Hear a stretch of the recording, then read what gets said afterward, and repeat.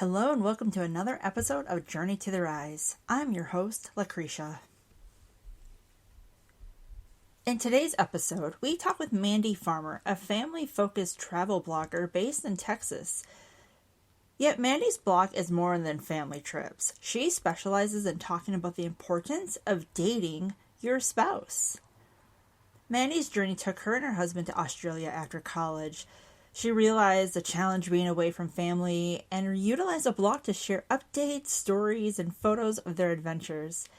Eventually, they made their way back to the U.S., and she changed her focus and started working on her blog, Maverick Family Life. On her blog, she shares fantastic information, travel tips for couples, and families traveling together.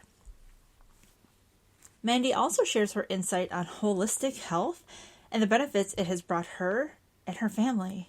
We cover quite a bit of information with her during this conversation, so please welcome Mandi Farmer. I am so excited to have this guest today. She is such a vibrant light. I'm really impressed with her family blog. It is something that not only gives you information, but it also teaches you, if you are a family with kids, the importance of going off as a couple. And I can't wait to kind of dig into that and get her perspective. Mandi, thank you so much for being here. Thank you for having me. I'm so excited. Of course. Yay. Well, I just want to kind of kick it off and just kind of start with, where did you grow up? I grew up in Arlington, Texas, so a city of about 300,000-ish when I was growing up in the DFW Metroplex. And then my junior year of high school, for some reason, thought it would be a good idea to go live with my dad the rest of my junior year and all of my senior year down in Houston. So I moved away from all my family and friends. And yes, not an easy time, a very difficult time to move away from everything you ever knew. So yes, I finished out my high school with my dad. I just didn't want to miss out on that opportunity. They divorced when I was 2. So I wanted to have that time to live with my dad and connect with him before I went off to college. That's really generous of you. So what was that experience like? Because I'm very thankful I did not have to move around a lot and have to start over. You left everything. Yes. So the hardest part was telling my mom that I wanted to, just because there wasn't anything bad or wrong happening. I lived with my mom, my stepdad, and 2 younger sisters. It wasn't a bad situation. I grew up in a great family home. It was just a curiosity and wondering, I don't want to miss out on time with my dad. And he was married. He remarried when I was real little. So I had a stepmom and a stepbrother. So that was a fun adjustment, moving from 2 younger sisters to a stepbrother that was very close in age. And we are very different personalities. So definitely had some bumps in the road along the way, just trying to navigate, okay, wait a second, you're a boy and you stink and you like to do all these things. Whereas my sisters would come in and want to do hair and smell my lotion. It was just completely different. So it was good. And I'm grateful for the experience.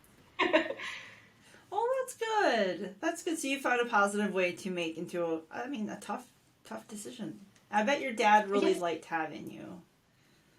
He said he did. So cool. So I don't know if that's the truth, but yes, he said he I'm sure it's very true. I bet it filled his heart to know that you wanted to be around him. So where did you end up going to college after high school? After that, okay, so I went my freshman year, I went to Stephen F. Austin, which is kind of in the middle between Dallas and Houston. If you're looking at a map, it's in East Texas. And I thought, making that decision, okay, this is halfway between my mom and my dad. I can pop home for a quick weekend. I was dating a guy at the time that was going close, so just a lot went into that decision. And then I ended up getting there and not loving it, just didn't mesh well with the campus, with the school at all. So my sophomore year, between my freshman and sophomore year, my mom said, why don't you let me take you to look around at different colleges and see, if there's something else you might like. So my dad and my mom had met at Texas Tech in Lubbock, which is out in West Texas, which is way out in the middle of nowhere, far away from anything, everything. It's just basically dirt and windstorms. So ended up touring the campus with my mom, fell in love with the campus, the college. Just everything Oh my about it, God. the big football games, the community, everyone was just for the most part, you get mean people everywhere, but everyone for the most part was super welcoming and friendly. And I was like, okay, that's it. I'm transferring. I'm going here. So yeah, it was again scary to leave all my friends that I had met at SFA in East Texas, but then also if I wouldn't have made that transfer, I wouldn't have met my husband. So I met him, transferred to Aw. Texas Tech my sophomore year, and I met my husband like 2 or 3 days before we started at Tech when you're there for like orientation. So yeah, I'm grateful for Yeah. that experience and moving schools again. That's amazing. So what did you end up majoring in? Business and management and marketing. Business was my major, and then Okay. management and marketing was my minor. Yeah, I love the marketing classes, which is paying off. Well, I hope paying off now, learning a lot or Yeah. using a lot from what I learned in school. So, That's yeah. awesome. That's amazing. And then in 2009, if I read correctly, you moved to Australia. Like, Yes. tell me everything. Like, what motivated the move? Where did Random. you go? Why did you come back to the US? Like, Yeah, right? That's what all my friends ask me. Now, why did you come back? Yes, so my husband proposed in April of our senior year when we were at Tech, which was actually on April Fool's Day. That's a whole nother hilarious story. But so we were engaged and we moved to Dallas when I graduated Tech, and that's when he started his doctorate. There's a chiropractic college in Dallas. So we lived there while he completed his doctorate in chiropractic. And in that time, we started thinking, like, we both had a travel bug. We both had a passion that God gave us just for travel. And so during that time, we just started discussing, like, hey, you want to live overseas one day? Like, that would be fun. And we both were on the same page, which was surprising, but not, because we both love travel. But, just to, like, move overseas, like, that's a big deal. It was for us anyway. Like, he'd moved yeah. all over the Yeah. country. His dad was Navy. But overseas, like, just, that's far. Yes. So we were in communication with Josh is my husband, with Josh's mentor in Australia, and they sponsored us with a work visa with the intent of us Oh, going over there and wow. working for 2 years. But that turned into a lot longer. We fell in love with it and stayed there for 7 years. So it was a great Oh, experience. my gosh. Yeah. And what part of Yeah. Australia were you in? So the first 3 years we were in this teeny tiny little town called Bowen, and it's in the Whitsundays, which is like the region. The state's Queensland, but if you're looking at a map of Australia, it's the Great Barrier Reef side, so very close to that. Oh, So that was wow. our playground, which was amazing. If you ever go to Australia, you have to go to the Whitsundays. Beautiful islands, like prettiest beaches ever. And then the next 4 years after that, we moved, the company moved us to this bigger town, but closer to like a bigger city. Still on the ocean, just closer to Brisbane. Brisbane's the capital of Queensland. So we were in this little town called Bargara, and each place, God blessed us with a community of friends. Aw. And just made it our home. And it's hard, being away from family, but they got to come out once every other year. We'd have a family member visit, and then on the off years, we'd come home for Christmas. Nice. That's amazing. Did you have like It was a favorite cuisine when you were in Australia that we don't have in the US? well, I didn't like their big thing is meat and veg. It's mostly pretty plain. That sounds like a negative, but it's very basic, like meat and veg.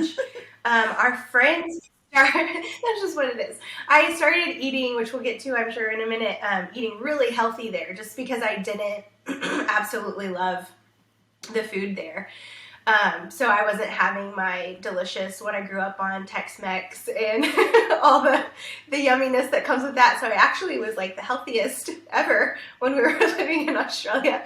Oh, wow. But their food is different. It's a lot of meat and a lot of veggies. So yeah, I wouldn't say anything's my favorite. Our friends started a cafe while we were living there, and they made this incredible fudge. And it's not really anything different than the fudge that we have Wow. here, but it was just so good.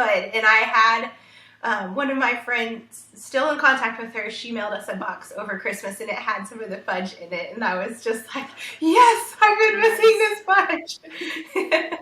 So, yeah, that's not very exciting, but That is exciting. I for me think it there was. is something to certain people that can do fudge, because I've gone to fudge shops and I'm like, oh, I'm not that impressed. And I've gone to other fudge shops and I'm like, I want to take this case home with me. So Yes, yes.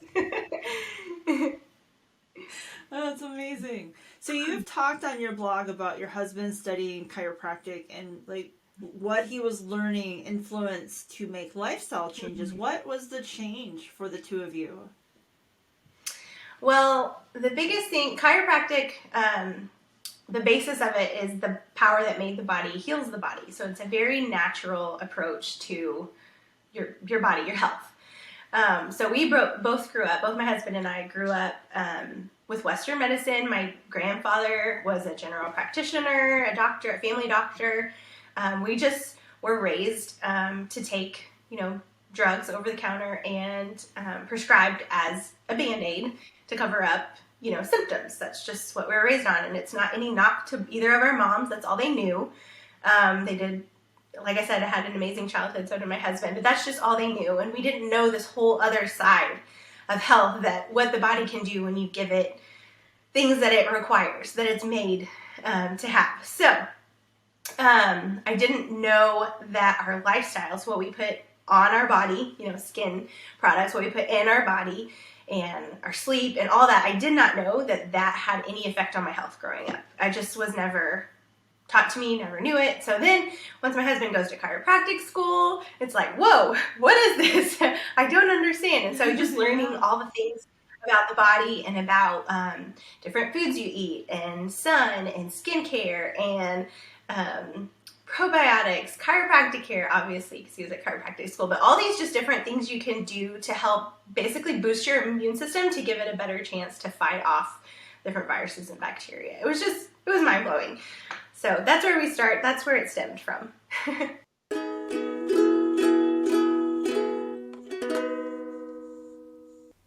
We are going to take a quick break, and when we come back, we'll have more from our guest, Mandi, as she shares why she chooses a more holistic approach to the care of her children. The goal for any business is to grow and reach a new level. Get there faster by being an authority in your industry with a video docu-series. Using video, you can showcase you, your business, your staff, products and services, and your why. Building relationships is key, and a high-quality video can give existing and potential clients a way to get to know you. It also allows you to build a connection that results in increased sales. If you would like to know more about how you can enhance your business with video, contact girlbossproductions.com today. Does your website have content that was created by your cousin Danny back in 2003? It sounds like it's time for a refresher. With Girl Boss Copywriter, we work with you to learn about you, your business, and we strive to create content that will help you build a community, relationships with your existing and prospective clients. With web pages that convert clicks into sales, email sequences that engage your database, you deserve to grow and build your business so you can live the life you dreamed when you started your business. Working as a girl boss doesn't mean you have to live the hustle culture. It means you recognize when you need to delegate tasks so you can focus on what you do best and you let the others do the rest. Want to know more about how to have an engaging website and utilize your email list to convert sales and grow your business? Go to girlbosscopywriter.com. Welcome back to Journey to the Rise. We continue our conversation with Mandi, and she shares why it is important in the midst of chaos of raising kids to take time for you and your partner.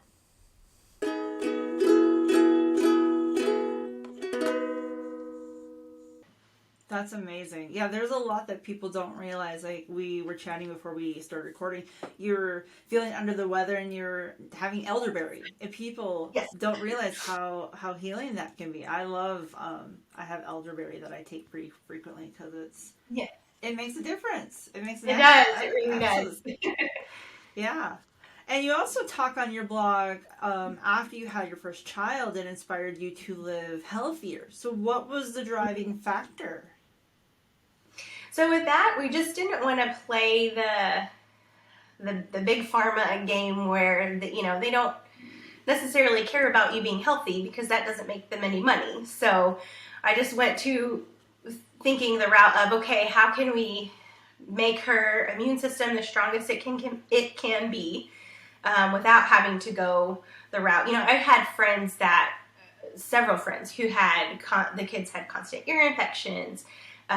They were always in and out of the doctor's office. I just didn't want that for my kid, and I knew if I tried different things, it didn't have to be that way. They didn't have to be sick all the time. And they still definitely come up, like I'm experiencing right now.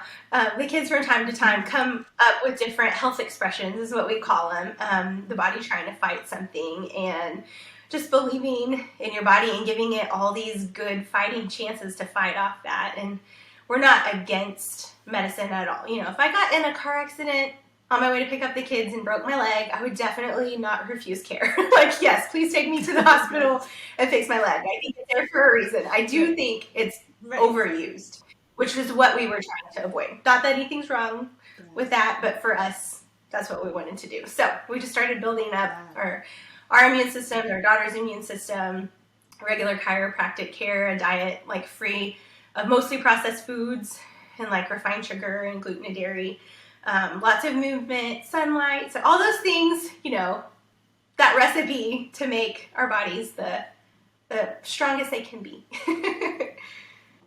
Yeah, I love that. I think there's a lot to that. I love that you were willing to put in the research that it took to find out what are your options that suit you guys the best. That's fantastic. Absolutely. And we have 3 kids, so they're 11, 10, and almost 6. So basically combined 27 years of being parents for the 3 kids. And none of them have ever had over-the-counter prescribed medication. They've never, no Tylenol, Benadryl, Neosporin, nothing. And all the years of parenting. And we've seen our fair share of different, like I said, health expressions. We've seen our fair share of those over the years. So I think it's a testament to what the body can do and how we were created if you give it the right thing. I love that. That's amazing. So along your process and different experience, life opportunities, what inspired you to start your blog? Okay, so first blog was obviously a failure because I had to start another one, but I wouldn't say failure. It was just a learning step. So my first blog was, you have all these learning steps. I guess I shouldn't say failure. Yeah. It was a way for us to communicate what we were doing in Australia back to all of our family and friends in the States. So that's what it was. Cool. Here's what we did. Here's our pictures. No really information. It was just like, hey, look at us. So didn't know anything. I was just starting it for that purpose only. And then in 2019, so that fizzled out. I don't remember what year I stopped blogging. I was just doing it, for fun and to show people. So then we moved back, and in 2019, God gave me this like fire again, like, hey, start a blog again. You've done this before. And then just looking more into what blogging is now, because it's very different now than what it was, in 2006 and 2007. Very different. So I started, okay, instead of it's about us and what we're doing, how can we educate people and show people like how to travel with kids, how to go on trips without the kids, like just more informational and educational, kind of what it's changed into. I love that. And so I think it's very common for people to start a blog and it falling flat. But I agree with you. It's not a failure. It's a learning opportunity where you can take that and try again. And blogs are a lot of work. Like, what keeps you motivated to keep working at it? They are. Well, I am quite shocking at this. I thought my last post on my blog was March of last year. So I do try and keep up with my Instagram a lot more just because it seems not as overwhelming to sit down and do a whole blog post. But I feel like first off, March, and then I took the summer off to travel. We spent the whole summer in Florida, which was an amazing experience with the family. Loved it. Wow. And then I get back in August and I think, I'm going to have all this time. All 3 kids are going to be in school. This is going to be great. And you're laughing because you know it's true for you probably when you think, oh, I have all this time. No, I didn't have all this time. So I just kept being sucked and pulled in different directions. We have 3 chiropractic clinics that we own. And so I kept getting pulled for different projects with the chiropractic side of it and all different things with that. I'm in a MOPS group at our church, which is Mothers of Preschoolers. It's my last year because my daughter's not a preschooler anymore. But anyway, so I just kept being pulled all these different directions. And I'm like, okay, my blog was the focus. What's going on here? But then I'll get these little like comments or messages, or I'll see someone and they'll say, oh, I loved your post on such and such, or I loved all the tips. Like we recently went to Tulum, Mexico in October, my husband and I with some friends, and I've had several people say, oh, that's awesome. We're planning a trip to Tulum. That was so helpful and informative, and we're doing this. So to hear those, that is a driving factor for me. My love language is words of affirmation. So if someone tells me like, hey, this is helpful, then I'm like, oh, I need to keep doing this. I'm helping someone. So that's my motivation. I love it. Yeah, I saw some clips from that trip and it made me want to go there. So very good job. Oh, thank you. And you're working to get your kids to all 50 states. Did I read that correctly? Yes, ma'am, we are. We are on 38 now. We started. Are you really? That's amazing. Yes. The thing that kicked this off was when we moved from Australia back to the States. We spent 3 months traveling in a little pop-up camper, which you were mentioning your glamping earlier before we started recording. I am not a camper. Like, glamping is definitely more my style. Like, give me a little cabin, give me a fire. Don't make me sleep on the ground, please. No, not for me. No, thank you. I'm out. So to live in this pop-up, that we made our home. It was my dad's hunting camper that he let me like paint and like get all looking cute, like homey.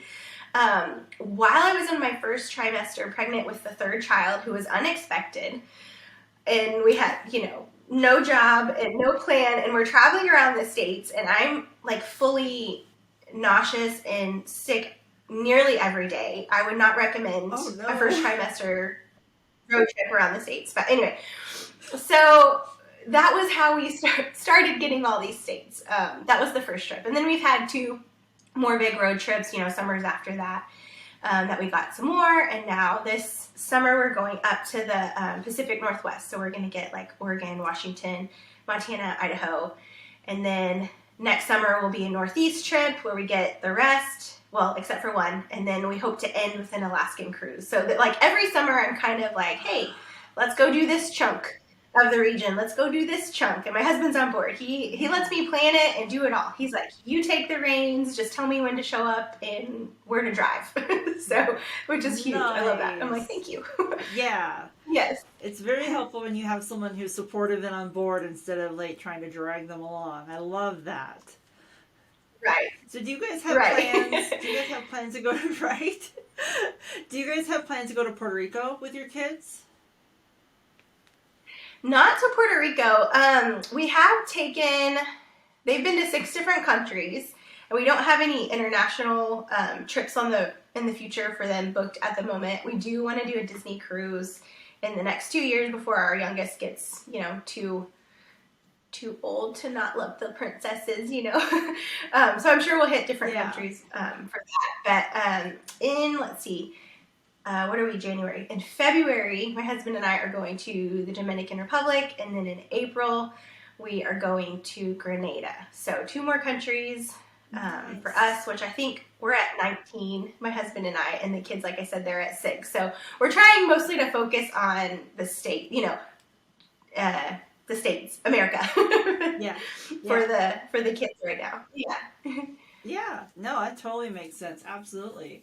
And you had a blog about going to, is it Fargo, North Dakota? Looks like you guys are having a great time there. Can you share a little bit about that trip with us? So Fargo was a pleasant surprise. Fargo, I don't know if I just didn't have any expectations, or I thought it's just cold all the time there, which we were going in the middle of summer, so it was not that cold. But being from Texas, if it's less than 60, you're like, can I have a jacket, please? So Yeah. yes, but going there, it was just that people were so friendly, which I love going and visiting different places to get like a feel for the culture, and like staying a day or 3 days or whatever, and you kind of just get a feel for the city and how people do life. It's really amazing. So the downtown area has all these really cute murals, which my kids love. Our son's favorite, they have this giant Super Mario Brothers wall that you can like be in the game, if you know what I mean. Like, you can set up the shot to where you're in the game as Super Mario. It's the coolest thing ever. I loved it. That was our favorite. And then they had all these really cute boutiques around downtown. They had this very family-friendly brewing company that had arcade games in it, and just like a little outdoor area. It was the best. It was definitely exceeded my expectations on the cute little town of Fargo, which was not very little. It was bigger than I expected. So, yeah. Nice. I love that. How fun. Yeah, murals are just amazing, and I love how they're popping up everywhere. Like, I think it just ties in to the Yes, personality of the city. So I love to hear that absolutely. Fargo is has joined the artistic world of supporting Mural. artists. So that's Yes, amazing. my most popular post on my blog is the one I did about all the murals in Nashville. Which, you living in Tennessee, Nice. some like every year. That's my most popular blog post still. So yeah. That's amazing.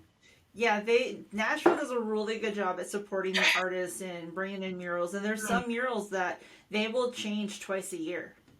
So like Oh you can be wow, driving by and be like, wait a minute, yeah, they I don't know if it's that just was for the up there. tourists or what, yeah, but it's Wow, really fun to go by and see what have they added and what artist has done this work, and it's that's so Nashville is cool. very supportive of. Yeah, absolutely. You have another blog about theme park bag essentials. Like, this was a Yes. great list. Can we talk about that for a little Oh, bit? thank Because I you. think a lot of people, Sure. you have to bring stuff. You don't know where to begin. Your kids are running around like crazy. The dog needs to be let outside. Like, you just kind of succinct that for people. So let's dive into that for a Yes. minute. Sure, sure. So I just thought it would be helpful just to have that post that can live on forever, because you can visit it for any theme park basically that you're going to. We've gone to theme parks in Singapore, Australia, the States. So it's just kind of a collection of what we've used in the past and where we've gone to different theme parks. So the biggest thing for like planning purposes is I like to pack it the night before. I got to get everything ready and organized the night before, because, like you said, in the morning you're trying to feed everybody, or you're eating on the go, and you're trying to get there, early so you can get in and ride the rides before it's super packed. So plan before. And we usually don't get a locker. Like, we'll just have one backpack that my husband and I trade back and forth that just has everything in it. Just to save money, but also just to save time from having to go back and get stuff from the locker, because you're usually at the front of the park, like at Disney. Well, they're all different places, but most of the time they're at the front of the park. So anyway, so our must-dos, our son, our middle, he gets overheated really easily. So we found that if I get a wash rag wet, freeze it the night before, put it in a Ziploc, then we take it, and the next day when we're waiting in line, if he's getting overheated, if I see that, then we just take out the rag and just put it on his forehead and his neck, and it cools him down. So I know they make the fancy ones you can buy now that you just like shake and they cool off. We're not that fancy, so we just have that, a frozen wash rag. And usually where you're staying, if you're staying at a hotel, or if you're staying at a short-term rental, or if you're at home and you're visiting one nearby, you'll have a wash rag that you can use. It's just the remembering it first to like put it in the freezer, and then remembering to grab it in the morning. So I have to make a note of that. But the other things, baby wipes, you can use those for everything. Like, I use those as like washing our hands if we can't find a bathroom, like before we sit down and eat a snack, like baby wipe it up. We use Honest Company because they're a little bit cleaner than some of the other ones, but they have, just get a pack of baby wipes. They're awesome. Hats, sunscreen, healthy snacks are a must. My kids are always hungry, always hungry. So protein, jerky, something that's going to keep them full with some, nuts like cashews and almonds and stuff. Or they love the That's It bars. I don't know if you've had them. They're really healthy. They're just fruit, and I think it's just fruit.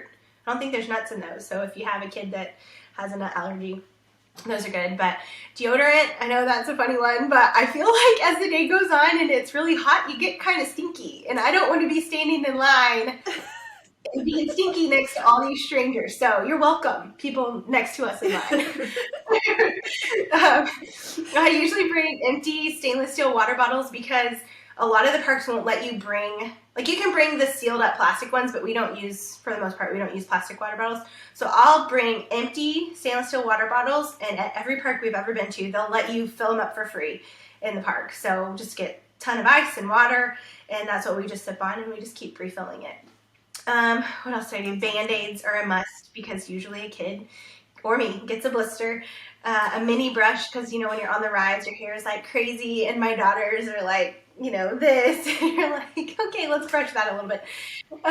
Sunglasses, chapstick, from all the wind, a phone battery, charger because I take, a million pictures and videos. My phone never fails. It dies every single time. So that is a huge must. A poncho because usually it's rained on us at different theme parks, and you don't have to spend $20 on their poncho at the theme park. And then a wallet. Like my husband has this really slim wallet, and so we just make sure all the other cards go out of it for weight purposes. So it's just like ID, some cash, and a credit card, and that's it. So throw all that in the bag, and you're ready to go. That is so smart. That's literally everything you need to get through a day at a theme park. I love that. And then you're not like, oh gosh, we need this. We're trying to go to the car. Like you said, the locker. I didn't even think about not doing the locker, but the backpack is a fantastic idea. I love it. Thanks. Yeah. Yes. It's worked for us. It might not work for some people, but it's awesome for us. I think it's going to work for a lot of people. You out there with kids, you need to go get you a nice backpack and go read her blog. Speaking of your blog, it's beautiful, and it gives really great information who want to travel as a family. But what I really appreciate about your blog is you also talk about traveling without the kids. Can we chat about the importance of why you felt you needed this to be addressed? Yes, absolutely. This was one of my biggest reasons for starting the blog again. I feel that marriage is really hard work. Like, everything's hard. Raising kids is hard. Being a dog mom is hard. Working on multiple businesses, it's all hard work. And you have to put time into it to make it successful. If you just sat back and never, worked on your copyright, it wouldn't go anywhere, like we were talking about earlier. You have to make the steps. So for marriage, I think it's key to spend time with that person to make sure you don't wake up, when you're empty nesters and you don't like each other anymore because you haven't put any time in together. You focused it all on the kids. Yeah. So there was a time back when our babies were little bitty babies, our oldest, I call them our bigs. So our bigs were very little. My mother-in-law flew over from the States to Australia and stayed with us and sent us away on a weekend away to the other side of Australia, to Perth. So we were on the east side. She sent us, well, she didn't tell us where to go, but we were like, let's go to Perth. So we flew the other side of the country to Perth and just spend a weekend connecting. We got couples massages. We went on all the dates. We went on some tours. We just had fun together, and it was so refreshing because, number one, I didn't really want to go on the trip with him. Like I said, we were not in a good place, and I was just like, anything to not have to change a diaper or, have my name, mommy said, let's go. So that quickly turned to okay, this is great. We're having some conversation. I feel like we were just living roommates, raising these kids together. So that weekend was I say it saved my marriage. It really did. And hats off to my amazing mother-in-law who came over, made us go, told us you have to do this. I'm so grateful for her. So while we were on that trip, we loved it so much. We're like, okay, let's do this every year, once a year. Let's make a promise. If we can't go away for, a week, let's do a weekend. If we can't do a weekend, let's do a night. Just one one thing we can, look forward to, one thing that is just going to be us, that the kids aren't needing our attention, we're having adult conversation, we don't have to take a stroller or, worry about nap times schedule, where it's just us. And so that, like I said, saved our marriage. And because it was such a saving grace for us, I realized, like, okay, maybe more people need to hear this. Maybe it would help somebody else if I start blogging and sharing about our story and just the trips that we take. And I hope it doesn't ever come across to people that come across my blog or my content like, we get to go do all these trips. Because it's not like that. Like, it's, like I said, it's hard and you have to put in the time. And it's not, bragging. It's like, hey, you can do this too. Like, you can take, if you can't take a weekend, take a night and go, in your local town to whatever hotel or whatever, swap houses, have someone come stay. It doesn't have to be a grandparent if you're not near family. Have a friend come stay and you go stay at their house without kids. Like, just some time to connect.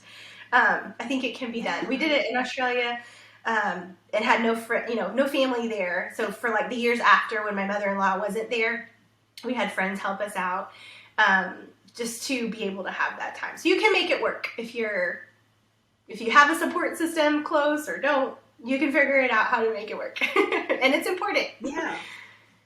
And I love that you even say, like, you don't have to take 3 days. You can take a day and just go swap. What a fun idea to swap houses. Like, what a great budget idea. Like, if you're on a tight budget, Yes. that's brilliant. Right. Like, how fun. And I think Yes. with your writing that I've seen, I don't get the vibe of bragging. I get the vibe Okay, of good. this is the intention that I set for my family. And this is Good. Yeah. a demonstration of how I can encourage others to do the same. I love that Good. this mother-in-law Yeah, she's awesome. brought this idea to you. Yeah, Yes. that's fantastic. I love it. And what advice would you give to a mom who says, I don't want to leave my kids because they just grow up so fast. I don't want to miss out on anything. Like, or maybe even Yes. the mom that has a little control issues who doesn't want to. Like, what kind of advice could you give to someone like that? That is tough, and I definitely have had those thoughts before, for sure. But I think, like, someone told me one time that these, like, trips and these date nights and these things you do for your marriage is a lot cheaper than divorce, and that's something I didn't want to do. I didn't want to get divorced. I wanted to be married to my husband and give our kids, mom and a dad, that safe family structure. And so you have to get past those thoughts, and it's so hard. I get it. It's so hard to say, well, my kids, like, they're going to be okay. They're going to be okay. Even if it's start little, go on a date, do a date night for an hour. You don't have to go eat. Go down to, like, when my husband and I, we were so poor when we first got married. We would go to Sonic for happy hour, and all we could do was get a drink, and we would go to the park and go on a walk. Like, you can find ways to make it work for whatever situation, Yeah. whatever your budget, whatever time.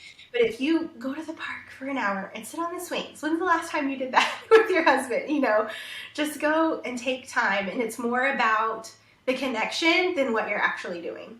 So yes, it is cool to go to Tulum, but it's also cool to get to connect with your husband on a park bench and just talk about, like, goals and dreams. That's one of our favorite things to talk about, is the future.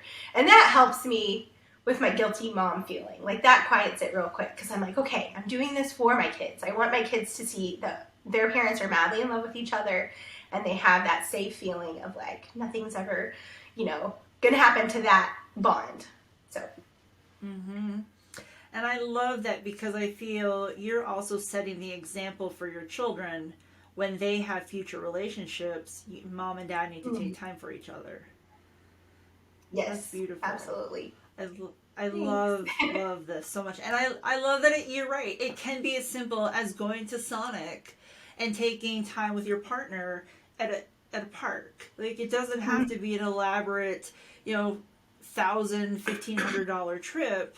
It can be less than $20, and it can make all the difference. Absolutely. Yeah. Absolutely, all the difference. I love that so much. Yeah.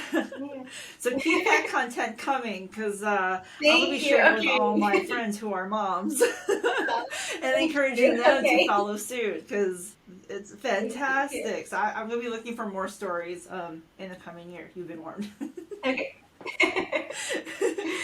What are some of the challenges you face with traveling with kids? I mean, you talked about mom guilt, which I'm really grateful for, but you going away, but like coming, I'm thankful. I have a dog. She's very willing. But when you have kids, they go in multiple directions. I don't know how they're so Yes. fast. Their legs are so little. Yes. But how do you manage it? I know, right? I always laughed when I was younger at the mom that had like the kid on the leash. And then once you had like we had our youngest, I was like, oh, I see how people do that now. Like I get it. I understand. Yes, they run all different directions all the time. But I would say the biggest challenge, I have several. The first would be finding when we go to different destinations, finding an activity that suits all ages because there's a gap. You know, like I said, our youngest she was a surprise or a little blessing we were not expecting. So she's 5 years younger than the bigs. The bigs they're not even a year and a half apart. They're very close in age. So, you know, we'll go and we'll do like big kid things and it's not interesting to the baby, which she's not a baby anymore, but she's my baby. And then, or we'll go do, you know, like I was saying, the Disney, like the princess stuff and the big kids are just like, oh my gosh, you know, we're so over this. So finding activities that makes everyone happy. I think the biggest one, the first thing that comes to my mind is like hiking. They love exploring. They love being outside in nature. So that you can do at any age. If your little one can walk, you know, you might need to throw them on your shoulders or your back or have one of those little sling things when they get tired. But just being out in nature, I think that's a huge one that you can do. Another challenge would be just figuring out how they can get along and navigating, like being in the car together. If I don't have something like planned or like an activity or let's look for license plates, who can cross off, you know, the most license plates. If I don't have something like that planned, they're like arguing and fighting. And that sounds bad because it's not constant, but it feels constant when you're driving, you know, like 12 hours. Like we drove from Texas all the way up to North Dakota, like you know, the very bottom of the states up to the very top. So you're in the car a lot and just getting them to get along. And then my biggest challenge, which I found is more of a challenge in the States versus Australia, is finding accommodation that suits our family's needs as far as like bedrooms. So in Australia, very popular, very family friendly. Like you will go to a big city or even a smaller city and you will have tons of hotels, short-term accommodation, which what's more of that here, but you'll have lots of options that have several bedrooms and a main living / cooking area, like even in the hotels. Whereas Really? here, that's not common. Everybody's in one room. There's 2 queen beds and a pullout. Like that's the majority here. There are some hotels that are going different directions, which I'm very grateful for. But we need a lot more of the family friendly because like even the adjoining rooms, I would just rather have apartment style with a couple bedrooms and then like a general living area. Because it's not fun to sit in a hotel room with a little baby who's trying to go to sleep, you know, 7, 8 o'clock at night, and you and your husband are wanting to, you know, veg out, talk, watch a show, you know, whatever, play a game, and then you're just sitting there in the dark. Like, that's not fun. So that is a big challenge, finding accommodation that suits everyone. So we tend to move towards those short-term rentals, houses and apartments and condos, but I do wish the hotels would step up their game in the States. You've heard it here, hotels. Take her lead. Make some changes. Yes, please. So your health is clearly important and to you and your family, but how do you and your family stay healthy while you're on travels? Because that's not necessarily easy. That's true. This is very difficult for us. But my tips would be limit eating out. So like I said, whenever we try and book accommodations that have just a small kitchen, it doesn't have to be anything big, where we try and cook, you know, at least 1 or 2 meals a day in our accommodation. Not only does it save money, but you know what's going into it. You know the ingredients. And if you're already used to buying healthier stuff, you know, like whole foods, not processed, you know, not buying frozen pizza and warming it up. So actual whole foods, and eating those in your accommodation, whatever it may be. I think that's really big. Getting out in the sun, being active. Like when we travel, we love to either go for a bike ride as a family or we go on walks, which my kids don't love that as much. They would much rather bike, but just trying to get outside and move your body. Because I think there's something to be said of just having the sunshine on your face. Getting that natural vitamin D, and moving your body is huge. And then my husband, actually, he adjusts us while we're on vacation. We get adjusted all the time at home, but he'll adjust us. I know that not everybody can do that, but that helps us while we travel. And then just still trying to get a decent night's sleep. I know that's hard when you go away. You want to stay up, let the kids stay up, especially if it's like New Year's Eve or 4th of July and you want to stay up for all the fireworks. I get that. But then following up with the next day, like getting to bed just a little bit earlier, because your body needs sleep to recover. Like to be healthy, you need to have a decent, 7 to 9, I think don't quote me on that, but I think that's like the suggested time. And then the younger you are, the more sleep you need, obviously. So as an adult, 7 to 9 hours more for the kids. But that's what we do. And I feel like it helps we don't get sick a lot when traveling. I mean, a handful of times it's happened, and that's what we do. I love that. I have talked to some people who will cook when they travel, like they're saying, and it just started because they didn't like the fast food options. And then when they started to cook, they're like, I actually enjoy going into strange grocery stores. And it became I do too. Them. Yes. So they were just like, you just don't know what might be in there. And they totally geeked especially out in other countries. Like I have to go. Yes, in other countries, I'm like, we're going to a grocery store. And the kids think, they're like, oh, no. And then we go, and they're like, Mom, what's this? Mom, what's this? So it's so fun. I love that. That's awesome. Yeah. So, go cook some of your own meals. And I think that's where Airbnb and, like, the different things that you're explaining are so nice. Because you do have a little kitchen where you can prepare it and slow down with your family. Instead of rushing. It sounds like you use that, again, intentional. Like, you're so intentional with what you do. I'm so impressed. It allows you to be intentional with family time. Because that's what meals are for. It's to have that time to break bread together. Yes.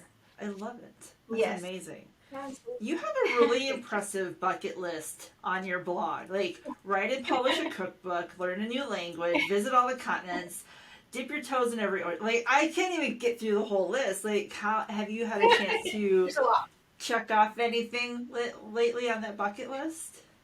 Yes. So on the bottom, on that page you're talking about on my website, on the bottom is all the things we've completed, either myself or as a family, and then I have pictures that like show kind of what we've done. So that's kind of cool to keep track with. And I was looking recently that I need to move. There's one on the bucket list that I need to move down to complete it. It was spend a whole summer at the beach, which we just did this last summer that we just passed. So so I get to move something to my completed list. I love checking things off the list. But then, let's see, my favorite that I've completed would be jumping out of a perfectly good airplane, so skydiving. My husband and I did that. Yes, see the New Year's Eve fireworks in Sydney. If you ever are traveling for New Year's, go to Sydney, Australia. It's the most amazing fireworks show you will ever see. Either go like to the opera house and watch from there, or you can get on a boat in the harbor and watch. Like it's magical. You have to go. So we saw the fireworks there. And then my favorite, well, I would say on this side of the world, because I have a favorite beach on like Australia side and then a favorite beach on this side. But this side is Joost Van Dyke in the British Virgin Islands. And there's a bar there called the Soggy Dollar Bar, because there's no dock, no pier. So you have to like get out of the boat and swim up, and your dollar bills are soggy. So the Soggy Dollar Bar. So that was one thing I wanted to complete, and we got to do that. I think it was like our 3rd or 4th year in marriage.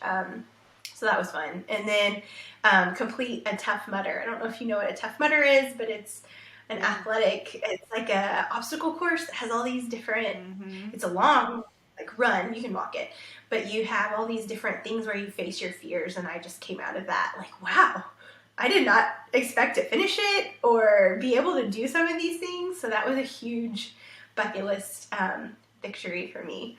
But then like the ones that we're trying to complete in the next few years is we're getting close to our 50 states, which we'll have, 4 more this summer, and then next summer, hopefully 7, and then we'll just have Alaska. So we're nearly done with that one, which is super exciting. Another one on there is host a foreign exchange student, which I just got an email yesterday that we were approved to host one coming this fall. So hopefully, if all else works, if Congratulations. all works for that, we hopefully we'll have our first foreign exchange student. My parents had one whenever I was in my sophomore year from Germany, and I just thought that was the coolest thing ever. So it was laid on my heart. God laid it on our hearts a few years ago, and Josh and I started talking about it and went through the whole application process. So hopefully that happens. And then the last one that we're kind of working towards is we have a trip planned to, I think it says go on a river cruise, but we're doing a trip to Amsterdam, which is where my husband's grandmother was born when she immigrated from Holland over to the States when she was, I think, 15.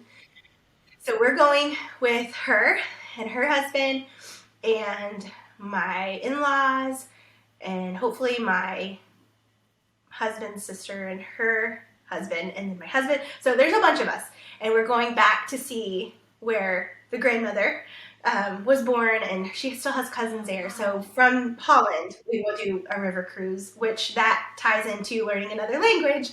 I want to try and learn some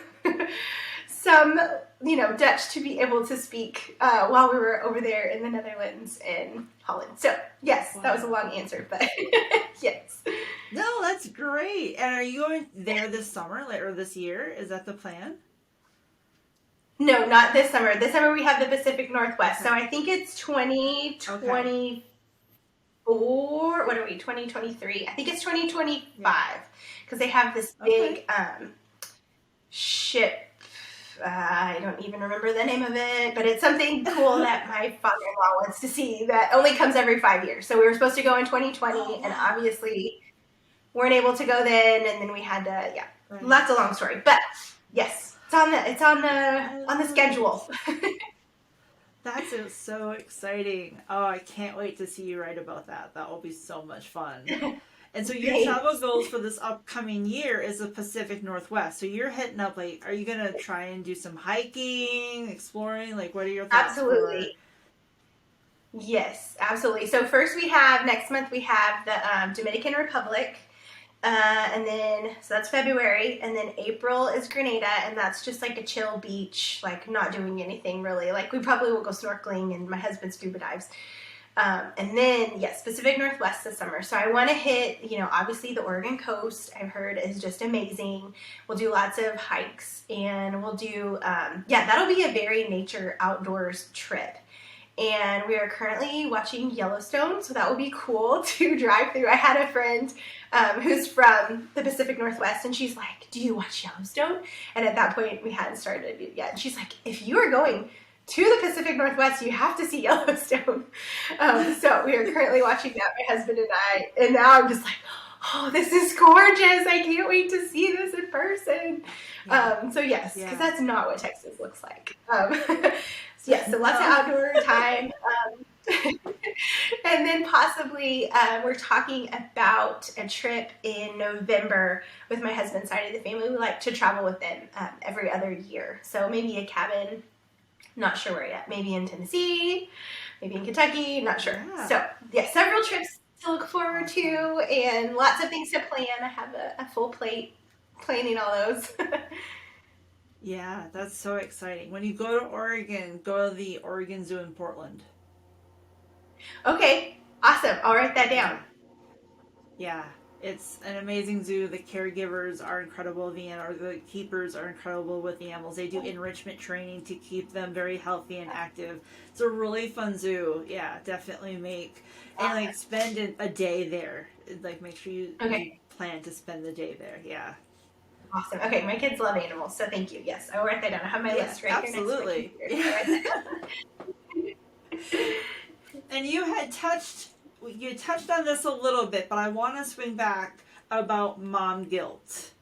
For those who really struggle with, because it is a very real thing, what advice can you give to those who are just so thick in the mom guilt to, whether it's find ways to travel with the kids or get away with their partner? Yes, well, my biggest thing would be to trust and rely on God and spend a lot of time in prayer. But if they're not a Christian, that won't work for them. But that definitely helps me. If you are a Christian, anyone listening, like having those times, there's so many different devotions, like Proverbs 31 ministries. You can go and you can search mom guilt on there, and there'll be a devotional and scripture that ties in with it, and you can go read about that and just give it to God. And I know if you're not a Christian, that just sounds like, but when Jesus changes your life and you're able to see the power of him working in your life, like it's just, there's nothing else like it. So that would be my first biggest tip. But if you're not a Christian, I think just focusing on the good that's going to come out of it, and instead of being worried about the situation, if that makes sense. So like, okay, yes, I don't want to leave my 6-month-old baby because there is an intense schedule that they follow, or I've never, I have some friends that their kids are 5 years old and they've never left their child even for one night away. And I'm like, okay, well, you got to rip the Band-Aid off sometime. And you have to think like, this is good for you and for me, kids, and for mom / dad, if dad's going on the trip with you. So focusing more on that end goal of like, yes, this is healthy. This is my kid is going to benefit from this. Yes, they will be sad, but it's going to be okay. Whoever you trust to leave your kids in care, in the care of, it's going to, your kids, like I said earlier, your kids will be fine. And just focus on the end result. Like it's going to be so much better on the other side of that. And I promise, I probably shouldn't make a promise, but you're going to love it. And you're going to want to do it again. It might not be next year. It might be every 3 years or every 5 years. You do just, an overnight. But it's going to be great. And it's so, so rewarding. I think you really hit on something that I did not think of in the perspective, and that is mom and dad going away and letting the kids be without mom and dad. You're preparing that child for later in life, because there's going to come a day when they go to college, they go off for a job, they move out of the house, and I would think that transition would be easier with parents who were taking that time for them versus parents who never did. Like, I would think you're setting your child up for more success. I never thought of that. That's brilliant. You're so insightful. Thanks. I love it. Well, if people want to follow along with your blog, with what you're doing, read your blog, follow you on social media, she has such really good information. I think everyone, even if you don't have kids, I'm a dog mom and I get valuable information from what she shares. Where can people find you? Well, thank you for asking, and thank you for the compliment. My website is maverickfamilylife.com, and it's Maverick, Maverick. No, we're not huge Dallas Mavericks fans. That's a whole nother story. But it's maverickfamilylife.com, and then my Instagram handle is @maverickfamilylife, spelled the same way. Excellent. And we'll definitely get those links in the show notes and posted when this episode goes live. Thank you so much. I know you were busy, like, wow, three chiropractic businesses plus your kids and your blog. And so to take this time out from your day, I'm very, very grateful. I can't wait for other people to find you and to be able to see the good that you bring through your blog. So thank you so much for being here. Thank you for having me. I appreciate it. You're amazing. Yeah. Oh, you're so sweet. Thank you. That's it with Mandi Farmer of Maverick Family Life. Next week, we talk with author and inspirational speaker Teresa Foley Batts. I actually felt drawn to it. I'll say that me and service have been together for a long time. I started when I was probably about 14, 15 years old as a candy striper in Huntsville Hospital. So my service, as far as being involved in doing things to help others, it's always been. I remember even when I was mentoring at one of the middle schools, my sister is a beautician, and I would take some of the students, because I always feel that you will feel better about yourself when you can look at yourself and you can see yourself a certain way. So some of the girls, whether the parents had time to do their hair or what, they needed help with that. And so my sister, she would actually help with their hair by, doing what needed to be done to make them look good and make them feel good about themselves. Hey, thanks for listening to Journey to the Rise. Please do follow us on your podcast app so you have the latest episode downloaded. If you want to follow us on Instagram, our account is at Journey to the Rise Podcast. This episode is researched, produced, and edited by Girl Boss Productions. And please remember to be kind to you. Fill your cup up with love, because when we are kind to ourselves, it makes it easier to be kind to others. I'm Lucretia, and you've been listening to Journey to the Rise.